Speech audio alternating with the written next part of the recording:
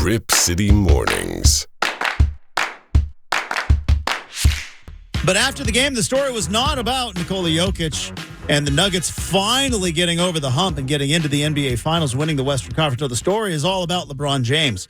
LeBron James saying he doesn't know. He's got to spend some time to think about whether or not he's going to play basketball. And obviously, a lot of people then speculate whether or not, does that mean he's going to take a year off and let Bronny play for a freshman season at USC and then maybe try to come back and play with his son? Is it just LeBron James, the end of a very long season, kind of letting the emotions sink in? Obviously, a lot of stuff to talk about with regard to LeBron. What's going on with the Heat? What's going on with the Boston Celtics? And Kyrie's sitting at the game. Is he maybe potentially trying to sneak his way onto the Lakers as well? Joining us now, friend of the program for the Wake Up and Win podcast. I have designated him our basketball analyst because he's the only one that I know that knows enough about hoops to join the big show. His name is Devon Pouncey, back on the show. Good morning, Pounce. How are you? Oh, man, I'm doing well, man. Glad you're back. Hope everything went well while you were gone. Everything was great. I had a whirlwind tour through New York and Boston. I ate my face off. I gained about 15 pounds. It was a fantastic time. Speaking of food, though, I want to ask you this. You and I, when we used to host a show, we used to have a segment where we would discuss differences in cultures. We grew up on the West Coast, but we grew up in different cultures. And we would then compare and contrast, and it was a very fun segment. So I'm curious, because we were talking before you came on the show. There's an argument on the internet going on right now, Pounce. Do you put ketchup in the fridge? Does ketchup go in the fridge? I prefer my ketchup to be room temperature. Okay. But yes, sometimes I put ketchup in the fridge, but I have no particular theory as to why that is. There's no rhyme nor reason to whether. Okay, one more question on this because what about hot sauce? Does hot sauce go in the fridge or is hot sauce out in the pantry? Absolutely does not go in the fridge. It is out in the pantry. Hot sauce. Okay, so that is definitely not a cultural difference because I also keep hot sauce in the pantry, but I do ketchup. Ketchup goes in the fridge for me. And I don't know, again. My thing is with hot sauce in particular, like I said, ketchup, I just really don't mind. I prefer room temperature, like I said, but I don't really mind. It doesn't make a big deal to me. But my thing with hot sauce is it's called hot sauce for a reason. What's the point of putting hot sauce in the refrigerator? I know hot meaning spicy, but still, what's the point of putting it in the refrigerator if you want it to be hot or spicy and to warm your mouth up, however that sensation feels for you? So hot sauce is a hard no for me in the refrigerator. Ketchup, I'm kind of indifferent about it. There we go. All right. That's why we bring Pouncey on the show. This is a hard-hitting subject. That's right. But you are our basketball analyst, Devon Pouncey, from the Wake Up and Win podcast, joining us here. We start with winners here, Pouncey. Winners, you have a Wake Up and Win podcast. This That's show, right. we tip our cap to the winners. Winners get sprinkles. We got a lot of LeBron stuff to talk about, but he lost. He's out. Lakers are done. They are cooked. The Nuggets, for the first time, make it to the NBA Finals. From a basketball perspective, Pounce, I've talked about this, and I'm not proud of myself, but Jokic is a sloppy guy. His game is kind of sloppy. Nothing about Jokic screams NBA superstar, but the guy is unstoppable. He probably should have been MVP this year. Nobody matches up tougher in the NBA, I think, than when Jokic is. What, from a basketball perspective, do you see in Jokic's game that makes him so unstoppable? I just think as sloppy as the game may look, and sometimes it's not even aesthetically pleasing, Jokic plays at his own pace. And I think that's the most important piece is he's not fast, obviously. He could even look a little clumsy out there, but there's nothing that you can do as an opponent to speed him up. And he's obviously so skilled. He's got great feet work. He can pass the ball so well. He's got phenomenal touch, whether it be around the basket or even shooting at the end of the shot clock, three-pointers, step-back three-pointers that looks just absolutely nasty but hits nothing but net. He's just always in control, and that's what I love about his game the most is that he could be playing somebody that's more athletic than him, that can jump higher, that can run faster, that's quicker on their feet.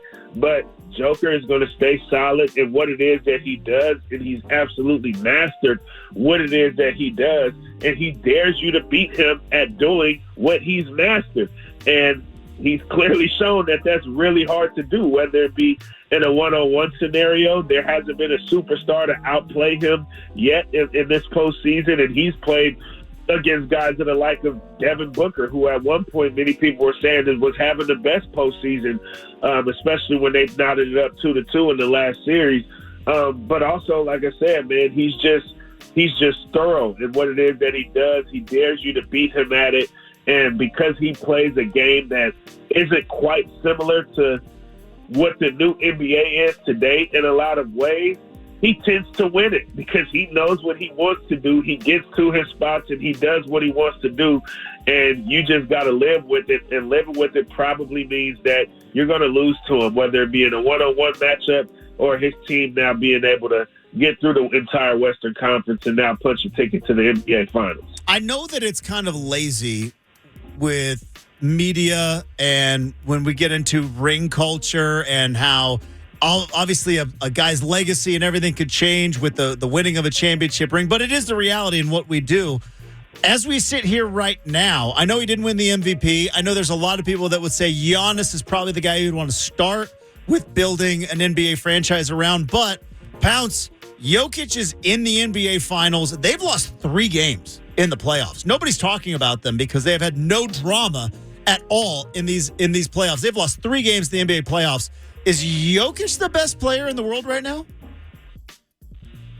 It's hard to argue against it. I mean, as you mentioned, the fact that he's already got the back-to-back MVPs, I don't think it so much mattered whether he won it a third time this year. I think he's kind of transcended the MVP conversation.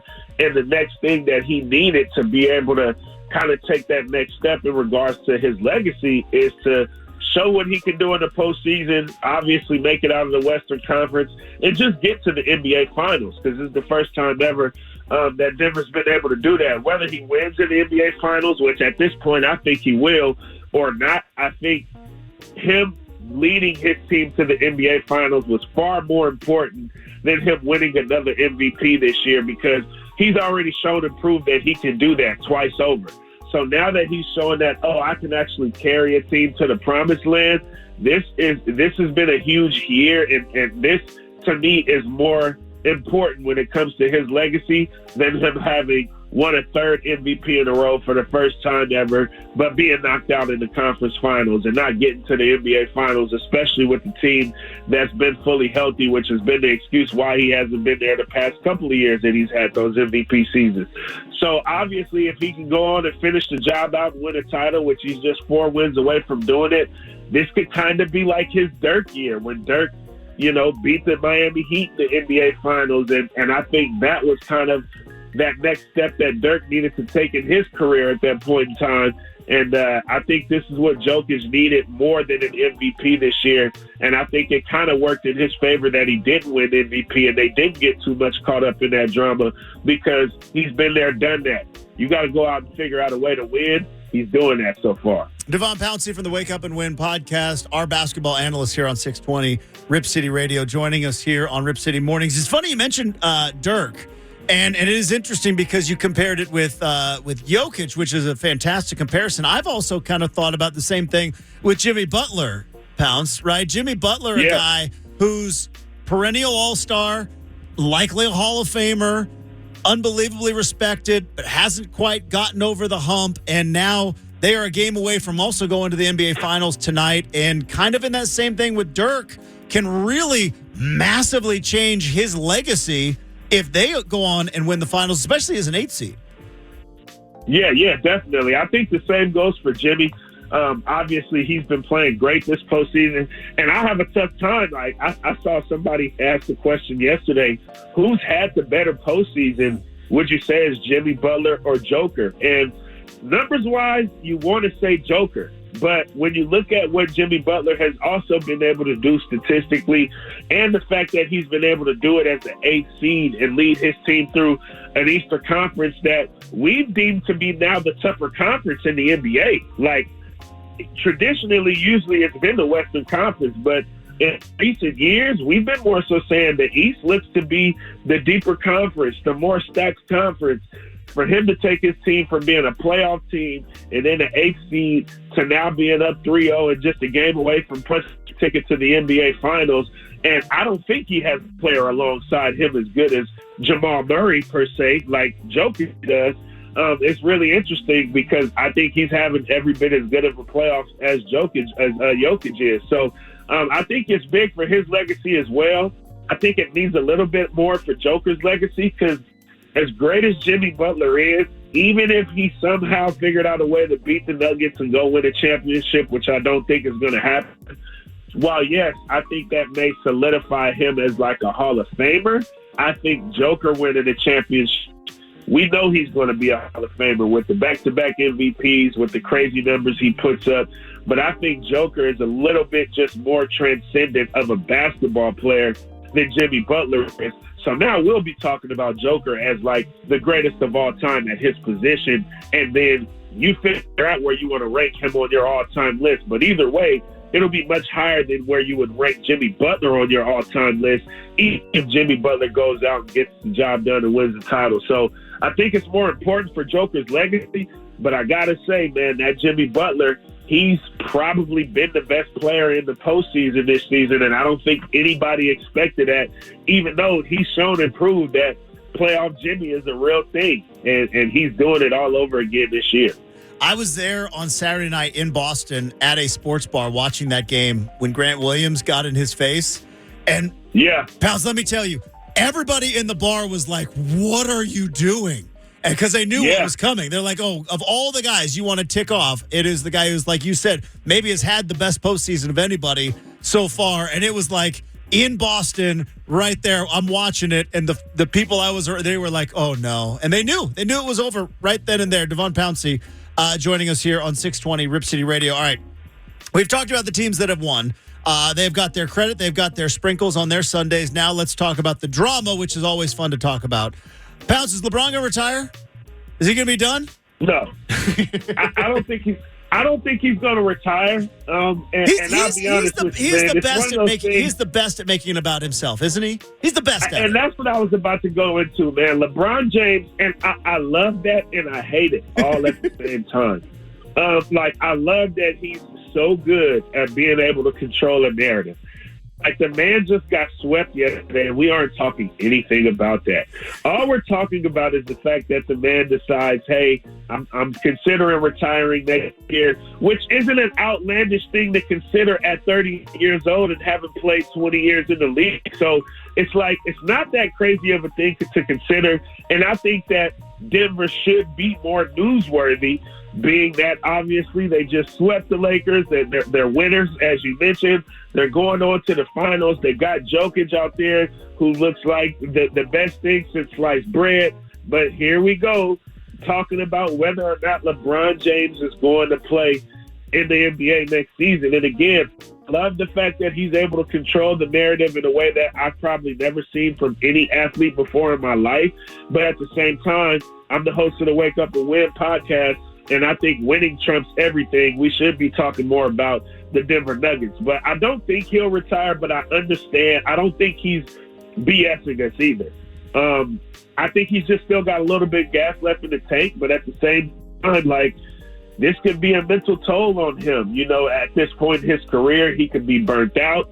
That's the thing. You obviously consider that he's got kids that are doing more within the space of basketball. And although his dream has always been to be able to play with Bronny, he's got so many other ventures, you know, that in businesses and opportunities beyond basketball, that if he just feels a little burnt out from the game of basketball, which we all get to that point if you play at any high level of basketball, like, it's not outlandish for him to consider retiring next year. Do I think he'll do it? No, but I don't think the consideration is outlandish.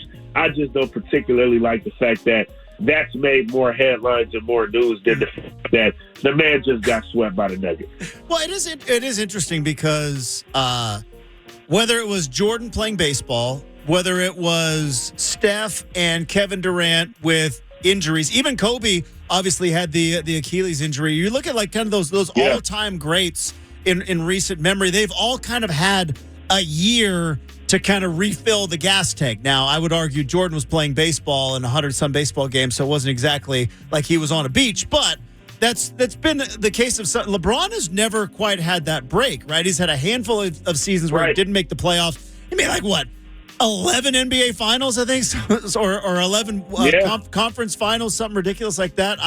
I wouldn't be surprised if we see him do the Michael Jordan retire, I'm doing air quotes, take that year, watch Bronny play at USC, fill the gas tank up again, and or maybe there's an injury or something that he's just going to take a full year.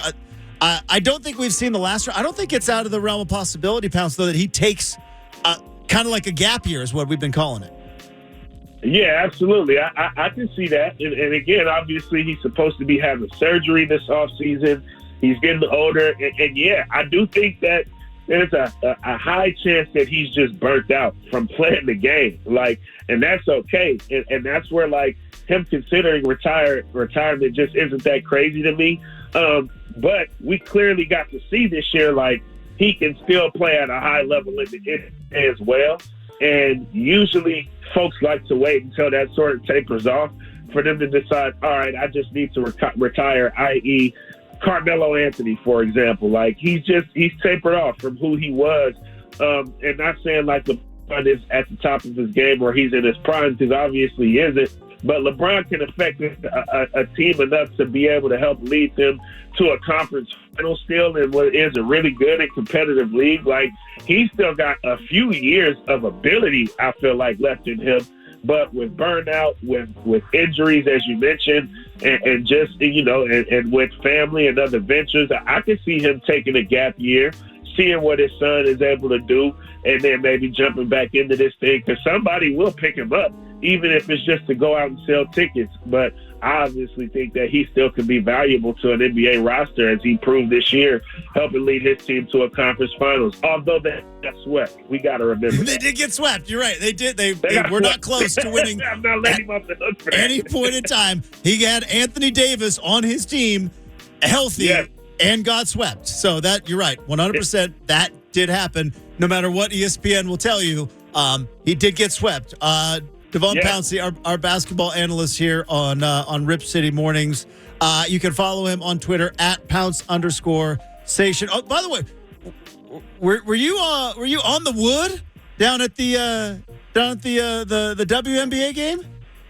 Hey, you know me, man. I was on the wood. God, all the good, people man. and the things you fall into, my friend. Hands and rubbing elbows, man, for Brittany Griner's return game. The places you end up, man. I tip of the cap. One night I hung out with you. I had stories for years. Still tell them. Yeah. One night.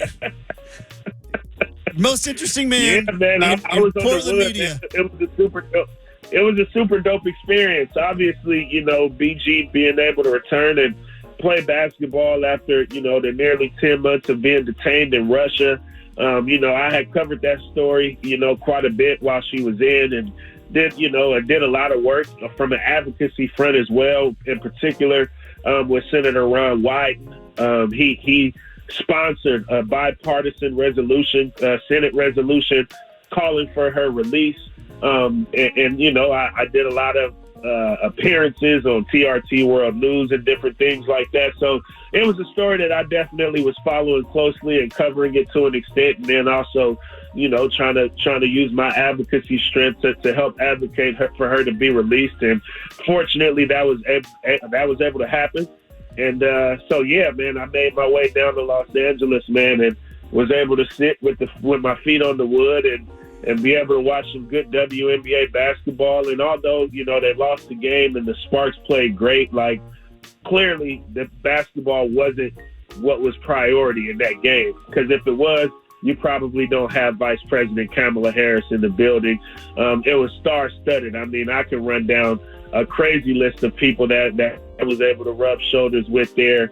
Although it's LA, so you're used to seeing stars out there, but everybody was there really to see Brittany Griner's return. And she played a solid game. The Sparks looked good, but it was just a monumental moment for women's basketball. It was a monumental moment for the WNBA. I think just on like a social justice level, it was monumental as well to see how much support that she had being detained, knowing that, she was sentenced to 10 years. And for her to be able to be home this early and for us to be able to witness her play basketball when there was a chance that we still would have had to wait 9 or 8.5 more years for her to even be released and come back to America, that was the story. And I think a lot of people wanted to be there to witness that, and a lot of people were there to witness that, and it was a magical night. There you go, Devon Pouncey. Follow him on Twitter at @Pounce_station. Listen to and subscribe to the Wake Up and Win podcast. And, of course, listen to him from time to time on this show. We're booking you next Tuesday. You in? We got NBA Finals by then. I'm here, baby.